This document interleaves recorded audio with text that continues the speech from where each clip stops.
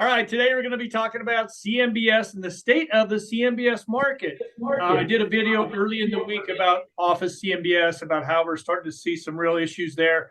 I reached out to my friend Shlomo Chopp. Shlomo's been in the CMBS market since 2010, 2011, right? Yep. Thereabout. So Yep. he has a lot of information for us. Shlomo, thank you for coming on today. It's my pleasure always. So, I was doing the due diligence on before the video, and because I try and be, somewhat intelligent when I do these videos, and so I'd like to really do the research and dig into it and see what I can find. And I was Sure. surprised the number of CMBS mortgages that are really starting to struggle in the office market. Now, I don't know I didn't get into what states they were in and all that. I was just looking at the market overall. But what are Yep. you seeing in CMBS across the board? Yeah, I don't know if it's particularly associated with CMBS necessarily, but I think generally the commercial real estate market generally on the debt side is just a real problem. And here's what it is, right? They talk about during the GFC, during the great financial crisis, the problem was that people lent too much on properties, right? Sure. So the way they solved it is that they're going to be more conservative in the underwriting, right? But Yep. apparently no one realized, or no one realized early enough, is that when interest rates are pretty low and you appraise properties by comps and how much someone else pays for it, and you inject a whole lot of money into the market where pension funds and other institutional owners that otherwise would invest in perhaps, I don't know, treasuries at 1%, 2%, 3, whatever the number was, and instead uses CMBS, uses real estate as an alternative, whether as a CMBS bond investor or as an equity investor or as a debt investor or a debt seller or issuing debt or whatever it is, right? So basically, you're going from the conservative 1% to Mm-hmm. buy at a 4 cap, a 5 cap sounds really, really attractive, right? And once those values go up, as a result, prices go up, LTVs stay the same, but you're dealing on a different basis, right? So if like your boat's this much in the water, it doesn't make a difference, if the water is the tide is high or low, right?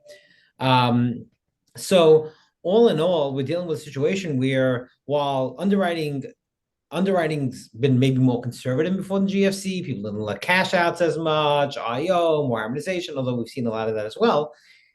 We're dealing with property values that are just way too high right now. And they've been way too high for a while as a result of interest rates. But then when interest rates come back, you have an issue now because now you're making a comparable yield or a lower yield than you would otherwise make if you bought those treasuries, Right. right? And furthermore, the problem becomes even more is that as interest rates go up, right? The companies that maybe don't have real estate debt, but they have other debt and other obligations, Mm-hmm. costs go up as well. Well, their costs per what they earn go up, right? The money or their requirements in return go up, right? If the requirements and returns go up as a result of what's going on with inflation and all that, you end up with a situation where people don't pay as much rent, people don't take as much space, Sure. people, right? Everybody starts cost cutting. So you get this double whammy of pressure on the market together with the fact that what the return you're earning is no longer really attractive.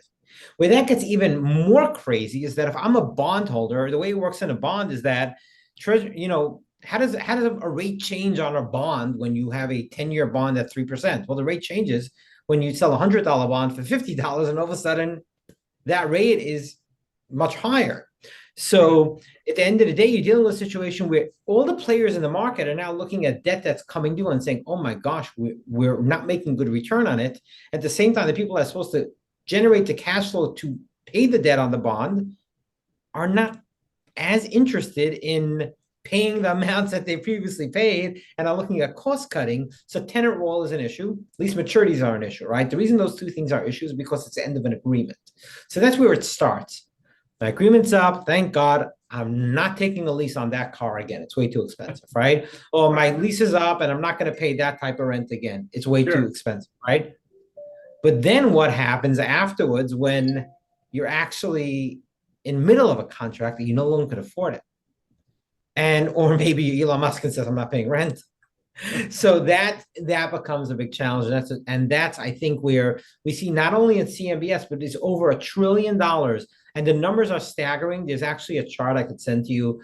I could show you a chart that you could put up here with regards to maturities, and it's across CMBS, GSEs, all these, and it's over $1 trillion in 2023, 2024. And all that asset gets marked to market. Okay.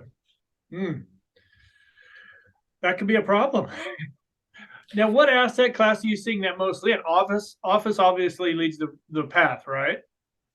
Yeah, I mean, there's obsolescence and systemic issues, and then there's pressure, right? So residential has pressure on it, but it's not obsolete. Right. Lots of office have become obsolete. Lots of retail has become obsolete, right? So those are, yeah.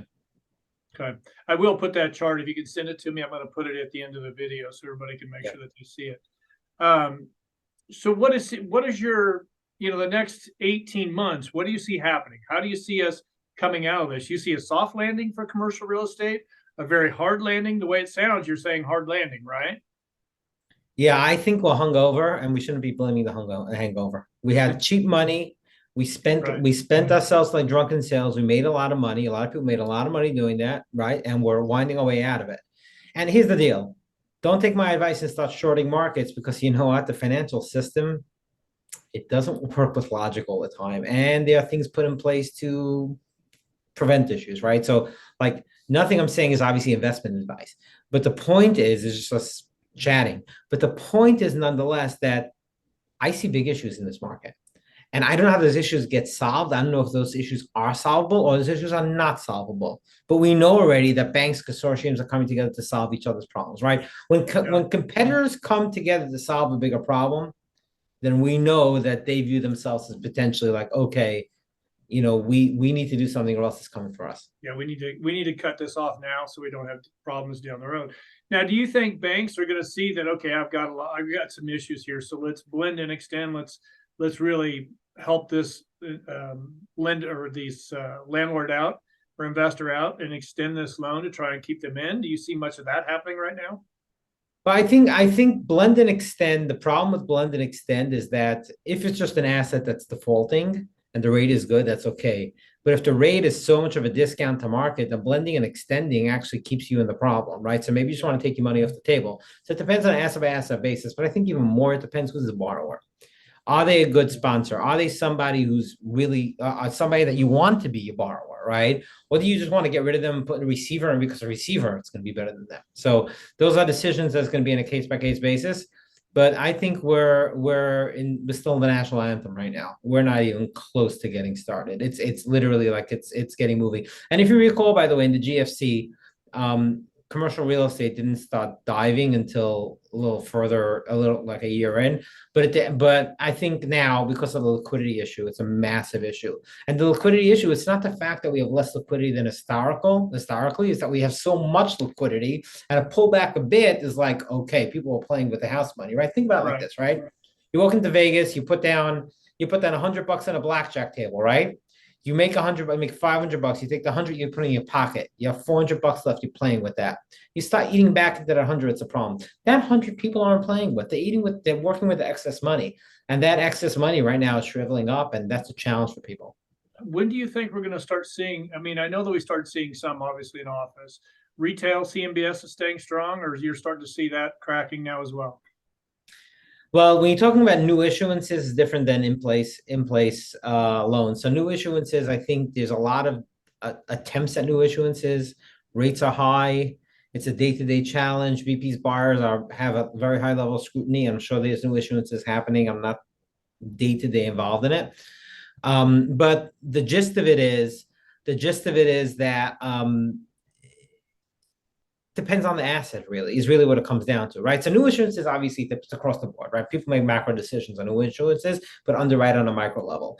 With regards to in place, I mean, that's something that it depends on the asset. How's the asset performing? How's the asset going to perform? What do we think is going to happen long term? And that really is on a case by case basis. So you have malls that are defaulting, malls that can't refinance. Lenders maybe will work with them. Malls that are defaulting, monetary default. Well, there's a reason they monetary default, and the reason the owner, who usually is a large company when it comes to malls, isn't putting capital in. So those are things you need to figure out. Right. So how long do you think it's going to be until you think we're really going to start feeling the pain? 4 months, 3 months, tomorrow? I don't know what we is, because I've seen that pain for United over a States year. economy. When the United States Of the economy United States economy, I know you're gonna hate me for this. I'm not an economist. I have no clue. Okay, but I think it's there. Meaning just because okay, so here's the thing. Let me use a comparison to a building that whose foundation is crumbling. It right. could be crumbling, but you have no clue what's happening until it like Yep. boom, Yeah. right? And I think that's usually the way these things work, right? These things beneath the surface, and you get guys like Norio Rubini who'll tell you, "Oh my God, it's Mad Max," right? And then you have other guys that say, "Nah, don't be so negative. We'll figure it out. It's good." Who knows? But if it happens and when it happens, it's usually a pop. Okay. And if you see now, when the central banks are out there and doing everything they can to solve two problems. One is inflation. Inflation takes down markets, takes down economies. If a country's currency is not worth anything, you end up with the fall of Rome. You end up with Germany and God forbid Hitler. You end up with people like that, because people, you have to literally sell your firstborn. No joke. For a loaf of bread. Go look at the Weimar Republic. Go look at it. How did that happen? How did such hate come out of such civilized society? I'm Yeah. sorry. Okay, that's one thing. That's one side of it, right? But on the other side of it, they have to make sure that it doesn't happen so quick that it becomes a problem. And if you look at the raises in rates compared to the timeline, we've had the steepest raise in rates ever. So I understand you're starting a new venture, and don't you, for these distressed assets, and I think there's a lot of people starting them. Don't you think there's going to be opportunity for these investors to come in and pick up some really strong deals?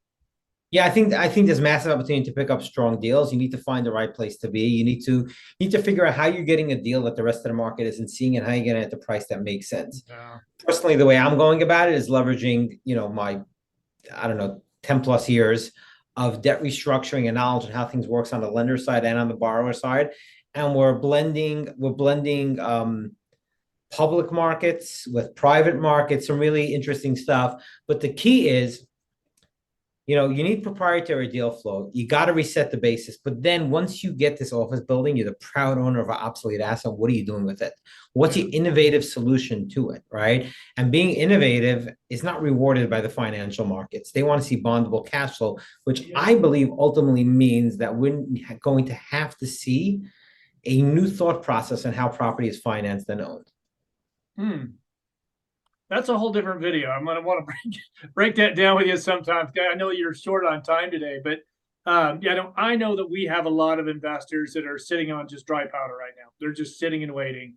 And we actually had a few deals over the last couple of weeks that have canceled. They go, listen, we think we're going to get a better deal in 6 weeks, 8 weeks, 6 months next year.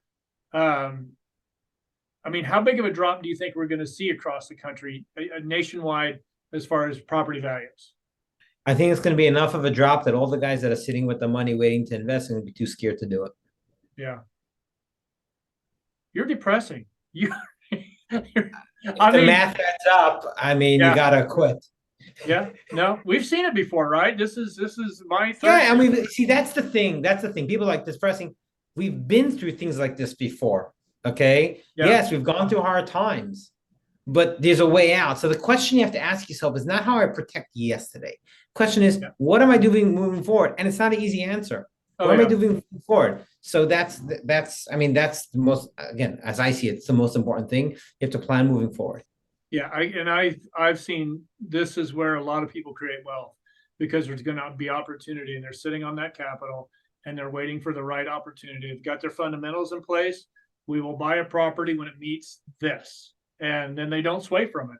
That's their sweet spot. That's what they know how to do. And depending on the asset class, even some of these guys in office are sitting and waiting, and I'm like, what are you going to do with that office? And they have a plan. And so I'm like, okay, well, I don't know if it's going to be, I didn't get into it with them. I don't know if they're going to convert it to residential or what their plan is, which is, as you and I both know, that's hard to do. But they're big companies. So Yeah, I listen, big companies just mean big problems, yeah, as yeah, far as I'm concerned.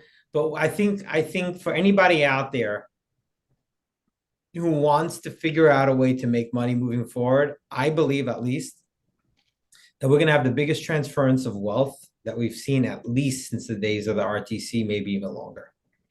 Some of the biggest people out there in the market are so encumbered by legacy, not legacy debt, not legacy, the tie to yesterday's rates, and have bought into it because they've had to grow. It's what the market wanted, risk on. That I think there's going to be a tremendous transference of wealth, and assets that you'd never think you'd be able to take down can be taken down, similar to the way it was done the days at RTC. And I don't know how much worse it could get or how much better it could get. And you know what? It may not get at all. Yeah. Who knows? It's so early to tell right now, but that's why I like to have people like you on, so I could hear your advice for everybody. And you've got to make decisions, right? Well, you need a foundation to make these decisions off of. You've given us a lot to talk about today. Thank you for that. I know you've got to run to a meeting, so I appreciate you taking the time. And if you could send me that information you were talking about earlier, I will put it at the link it to the video. And thank you, Shlomo. Thank you. Be well. All right, you too. Take care.